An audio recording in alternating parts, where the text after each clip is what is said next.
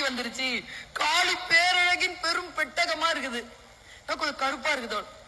என்ன வேண்டும் உனக்கு? நான் நல்லா கவனிச்சுக்க, இதெல்லாம் முக்கியம் இல்லை. இப்ப நான் சொல்ல போற மேட்டர் முக்கியம். நான் ஃபெமினைன்ல பர்வீன் சுல்தானா சொல்லிட்டு போற மெசேஜ், நான் ஆதிபராசக்தியை நாளைக்கு சந்திக்க போகிறேன். சரி, அவளை கொல்லுவதற்கு உபாயம் காளியிடத்தில் இருப்பதாக புராணங்கள் சொல்லுகின்றன. காளி ஆதிபராசக்தியை கொல்லக்கூடிய உபாயம் தான் இது. அசுரன் கேட்கிறான், அவன் பேர் துர்கா மா அசுர். காளி சொல்றான், அதெல்லாம் என்கிட்ட கிடையாது போயிட்டான். அவன் கைய வெட்டி போடுறான், காலை வெட்டி போடுறான். நீ சொல்லலன்னா நான் தலைய வெட்டிப்பேன்றான். அவ சொல்றா, டேய் நீ என் பக்தன்டா, அப்படிலாம் செய்யாதடா, என் சக்தி குறையும்டா. அப்ப சொல்லு, ஆதிபராசக்தியை கொல்லும் உபாயம் சொல், இல்லை என்றால் நான் உயிரை விடுவேன்னு சொன்ன துர்கா மாசூர் கிட்ட காளி உபாயத்தை சொன்னாள். ஆதிபராசக்தியை கொல்லும் உபாயம். எனக்கு ஒரு வாக்கு தருவீர்களா? இந்த ரங்கத்தில் ஆண்கள் எல்லோரும் நான் சொன்ன அடுத்த வினாடியில் மறந்து போய்விட வேண்டும். பெண்கள் சாகும் வரை மறக்கக்கூடாது. உபாயம் சொல்கிறேன், மறந்துடுவீங்களா? ஒருத்தர் பார்க்கிறார், நீ சொல்ல, அப்புறமா பார்த்துட்டு ஒண்ணும் இல்ல, அவளை கொல்ல முடியாது, வேற என்ன பண்றது? அவ வானத்துல தானே இறங்குவா. நீ அவளுக்கு எதிராக ஆயுதம் தூக்காத. ஒரு பொண்ணை சாவடிக்கணும்னா ஆயுதம் வேணாம். என்ன பண்ணலாம்? அவ வந்து நின்ற உடனே கெட்ட கெட்ட வார்த்தையா பேசு. கெட்ட வார்த்தை பேசினா, பொம்பளை பிள்ளைகளுக்கு கெட்ட வார்த்தை கேட்டு பழக்கம் இல்லை. அம்மா வீட்டுல அப்பா கொஞ்சம் தான் பேசுவாரு, யாரும் கெட்ட வார்த்தை சொல்ல மாட்டாங்க. போற இடத்துலதான் கெட்ட வார்த்தை கேட்க வேண்டியதா இருக்குது. வீட்டுல யாரும் சொல்றது இல்ல, நம்ம அம்மாவோ அப்பாவோ சொல்றது இல்ல. அவளுக்கு ஆதிபராசக்திக்கு கெட்ட வார்த்தை எல்லாம் தெரியாது.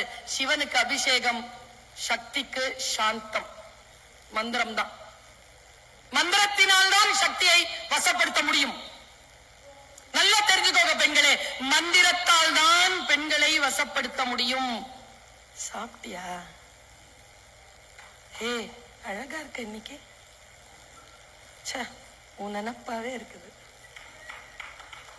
இது வரைக்கும் உன்ன மாதிரி ஒரு பொண்ணை நான் வாழ்க்கையில சந்திச்சதே இல்லை, தெரியுமா உனக்கு? இதுங்க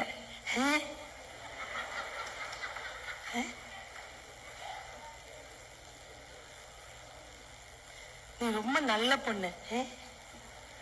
ஏன் தெரியுமா? நான் எது சொன்னாலும் நம்புறேன். உருப்பட்ட மாதிரிதான். மேல இந்த காளி இவ ஆதிபராசக்தி வருவா, கெட்ட வார்த்தை சொல்லு, மிரள்வா, சொல்லிக்கிட்டே இரு. மிரள மிரள மிரள மிரள துருண்டாயிடுவா. என்ன வேணாலும் பண்ணிக்கோ, எனக்கு தெரியாது. அதுக்கு மேல போயிட்டா. எனக்கு எங்க மீன் குழம்பு ஞாபகம் இருக்கு. அட பாவி, ஆதிபராசக்தியை கொல்ல போறியா? பாருங்க, அரக்கனையும் காளியையும் அப்படி பண்ண டைரக்டர் ஆதிபராசக்தியை எப்படி படைச்சிருப்பான்?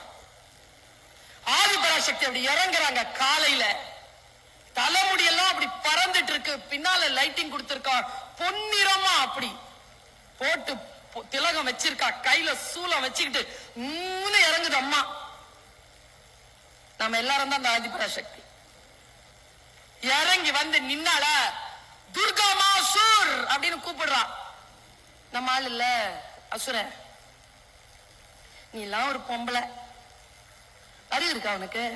சண்டைக்கு வந்துட்ட, பெரிய அழகியா நீ? உனக்கு நிர்வாகத்திறன் இருக்கா? முதல்ல உன்னை எல்லாரும் அம்மா அம்மான்றாங்க. என்ன அம்மா நீ? உனக்கு கொஞ்சமா மூளை இருக்கு. அவன் சண்டை போடுவான்னு வந்தா கெட்ட வார்த்தையில திட்டுறான். இவளுக்கு கெட்ட வார்த்தை கேட்டு பழக்கம் இல்லையா? அப்படி பாக்குறா, சண்டைக்கு தானே வந்தோம், இவன் என்ன பேசுறான்?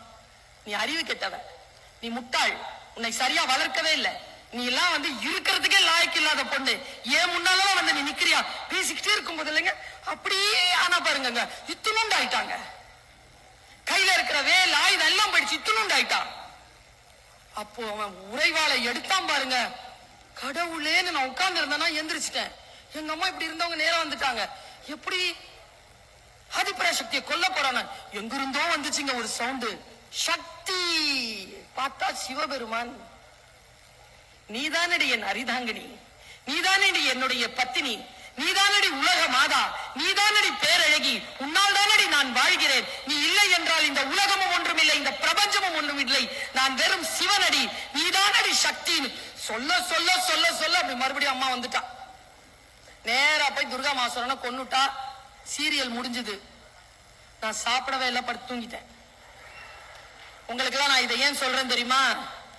நமக்கு எதிராக வெளியில் துர்கா மாசுரர்கள் சுற்றி கொண்டிருக்கிறார்கள்.